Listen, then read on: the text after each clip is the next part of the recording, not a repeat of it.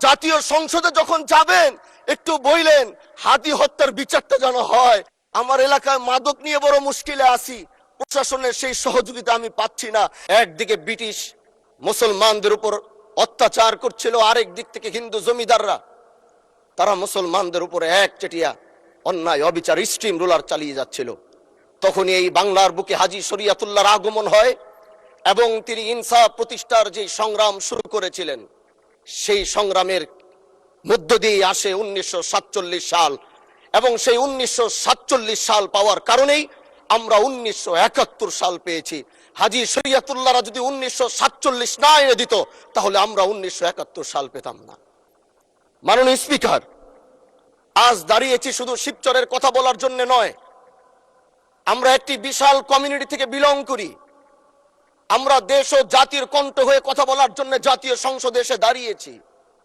আমাদের সংসদে ওই পাশে যারা রয়েছেন তারা শুধু মনে করেন যে আমরা শুধু তাদের বিরোধিতার জন্য দাঁড়িয়েছি। বিরোধী দল মানে শুধু বিরোধিতা করা নয়, সরকারি দল যদি ভালো কাজ করবে বিরোধী দলের মঞ্চে দাঁড়িয়েও তাদের প্রশংসা করতে আমরা বিন্দু পরিমাণ দ্বিধা করব না। এবং আমরা সরকারি দলের যারা রয়েছেন তাদেরকে ধন্যবাদ জানাবো, কারণ আজ আপনি যেখানে বসেছেন আপনার মাথার উপরে লা ইলাহা ইল্লাল্লাহু মুহাম্মাদুর রাসূলুল্লাহ, অবশ্যই এটা তাদের অবদান, এটা অস্বীকার করার কোনো সুযোগ নাই। আপনার মাথার উপরে যদি আবার তাকাই তাহলে দেখি ওখানে লেখা বিসমিল্লাহির রহমানির রহিম। এই লেখা দেখলে আমাদের ভালো লাগে, এগুলো আমরা ফেরত পেয়েছি। সরকারি দলের প্রশংসা যদি করতে হয় তাহলে আমরা এইভাবে করব। যখন তাদের প্রশংসা করা দরকার আমরা দাঁড়িয়ে প্রশংসা করব, যদি তাদের কোনো ভুল দিকে সেটা দাঁড়িয়েও এই বেঞ্চের থেকে আমরা তাদের প্রতিবাদ করব। এটাই আমাদের কাজ। মাননীয় প্রধান, আজ দাঁড়িয়েছি, হয়তো আমার কথা অনেক লম্বা, আমি জানি না আপনি আমাকে সময় দিবেন কিনা, কিন্তু আমি বলতে চাই মাননীয় স্পিকার, আমরা যেই জায়গা থেকে দাঁড়িয়েছি বাংলার 30 থেকে 40 লক্ষ উলামায়ে কেরাম আমাদের দিকে তাকিয়ে রয়েছে, কারণ তাদের কণ্ঠ, তাদের সে আওয়াজগুলো আমরা যেন জাতীয় সংসদ থেকে দিতে পারি। তার মধ্যে অন্যতম একটি হলো মা কানা মুহাম্মাদুন আবা আহাদিম মির রিজালিকুম ওয়ালাকির রাসূলুল্লাহি ওয়া খাতামান নাবিয়্যিন ওয়া কানা আল্লাহু বিকুল্লি শাইইন আলিমা। আপনি জানেন নবীর পরে আল্লাহ নবী হচ্ছে আমার ইমানের অংশ, আমার ইমানের পার্ট। তিনাকে ভালোবাসা, তিনার উপর ইমান, এটা আমার ইমানের অংশ। তিনি আমার শেষ নবী, যেটা কোরআন ঘোষণা দিয়েছে। নবীও বলেছে আনা খাতামুন নাবিয়্যিন লা নাবিয়্যা বাদি, আমি শেষ নবী, আমার পরে কোনো নবী আসবে না। কিন্তু মাননীয় স্পিকার, দুঃখের সাথে বলতে হয় বাংলাদেশে এরকম একটি পার্ট রয়েছে যেই পার্টের এক অংশ মানুষ তারা নবীকে অস্বীকার করে, তারা মুসলমান দাবি করে। এবং এই বিষয়ে অনেকেরই ধারণা আছে, তারা জানে এই আন্দোলন করতে গিয়ে অনেক মুসলমানকে রাস্তায় শহীদ হতে হয়েছে, আন্দোলন করতে হয়েছে। স্বাধীনতার পর থেকে আজও সে আন্দোলন চলছে, কিন্তু আজও পর্যন্ত সেটা পাইনি। আমি মাননীয় প্রধানমন্ত্রীকে বলবো, আপনি বাংলাদেশে একটি ইতিহাস রচনা করে যাবেন। আপনার মাধ্যমে যদি এটা স্বীকৃতি পায়, যারা নবীকে অস্বীকার করে তারা কোনোদিন মুসলমান থাকতে পারে না, এটা আইনের মাধ্যমে, এটা বাংলাদেশের পার্লামেন্ট থেকে ঘোষণা হবে, সেটা আমরা চাই। মাননীয় স্পিকার, আরেকটি কথা, আপনি জানেন আমরা আমাদের নবীকে সবচেয়ে বেশি ভালোবাসি, যিনি আখিরি নবী, যাকে বলা হয়েছে ওয়ামা আরসালনাকা ইল্লা রাহমাতাল লিল আলামিন।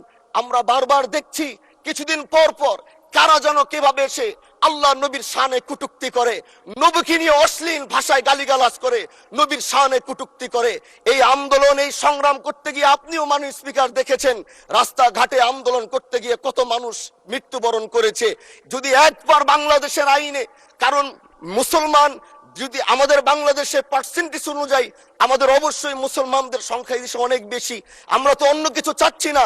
এই দেশের মানুষ নামাজ না পড়লেও যদি কেউ নবীকে কটূক্তি করে তার কলিজা ছিঁড়ে যায়, সে রাজপথে নেমে যায়।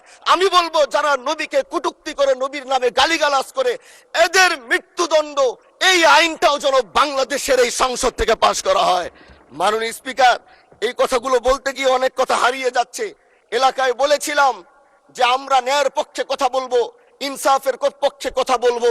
তখন অনেকে হাত ধরে বলেছিল, হামজালা ভাই জাতীয় সংসদে যখন যাবেন একটু বইলেন হাদি হত্যার বিচারটা যেন হয়। জি 2 মিনিট বাড়ানো হলো, আরো বলেন আজকে যে please। সন্তানটা ন্যায়ের পক্ষে কথা বলেছিল, ইনসাফের আওয়াজ দিয়েছিল, আমাদের মতোই যুবক মাননীয় স্পিকার, তিনি এই যে স্বপ্ন বুনেছিল এক সুন্দর বাংলাদেশ করবার, রাস্তার ভিতরে সেই স্বপ্ন থামিয়ে দেওয়া হয়েছে। এই বিচার যদি না হয় তাহলে আমাদের মতো হামজালাদের নিরাপত্তাও রাস্তায় কেউ দিতে পারবে না মাননীয় স্পিকার। এজন্য আপনার মাধ্যমে আমি বলতে চাই, হাদি হত্যার বিচার যেন সুনিশ্চিত করা হয় মাননীয় স্বরাষ্ট্রমন্ত্রীর মাধ্যমে। মাননীয় স্পিকার, আর একটি কথা, আমি আর বেশি লম্বা দীর্ঘ আলোচনা করব না।